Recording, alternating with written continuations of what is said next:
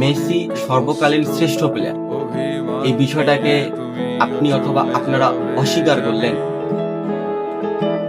Fan base থাকতেই পারে। আমরা আর্জেন্টিনা সাপোর্ট করি, আপনি ব্রাজিলের সাপোর্ট করেন, আরেকটা টিমের সাপোর্ট করতেই পারে। তবে এই অপমানজনিত বিষয়গুলো আসলে খুব লাগে। ফুটবলটা অনেকের কাছে ইমোশন, অনেকের কাছে নর্মাল একটা বিষয়, অনেকের কাছে ভাইরাল হওয়ার ট্রিক্স টেকনিক হতে পারে। তবে আমার দিক থেকে বিষয়টা অনেকটাই দুঃখজনক।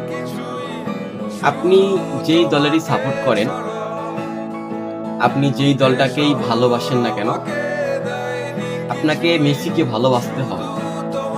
মেসি এমন একজন প্লেয়ার, আপনাকে বিশ্বাস করতে হবে যে যার পায়ে ম্যাজিক আছে, অকারণেই তিনি সর্বকালীন শ্রেষ্ঠ প্লেয়ার হন নাই। যেমন আমি ফেসবুকে অনেক কিছুই দেখেছি, তবে এতটা পরিমাণে ব্রাজিলের নেইমারকে নিয়ে অপমানজনিত পোস্ট দেখি নাই। হ্যাঁ, অবশ্যই ব্রাজিলের নেইমার ভালো খেলেন, এটা অবশ্যই স্বীকার করতে হবে। তবে আপনি তো মূলত অস্বীকার করতেছেন যে মেসি একজন ভালো প্লেয়ার।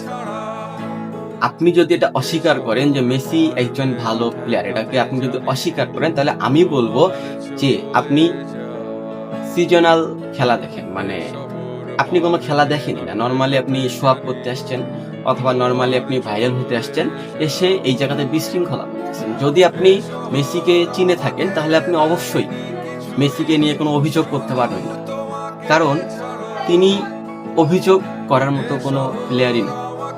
এটা হয়তো তার লাস্ট ওয়ার্ল্ড কাপ, তিনি ওয়ার্ল্ড কাপটা নিতে পারলো না। বার্সেলোনাকে মেসি অনেক ভালোবাসে, বার্সেলোনার সাথে মেসির অনেক কৃতজ্ঞতা সম্পর্ক আছে, যার কারণে স্পেনকেও মেসি অনেক সম্মান করে।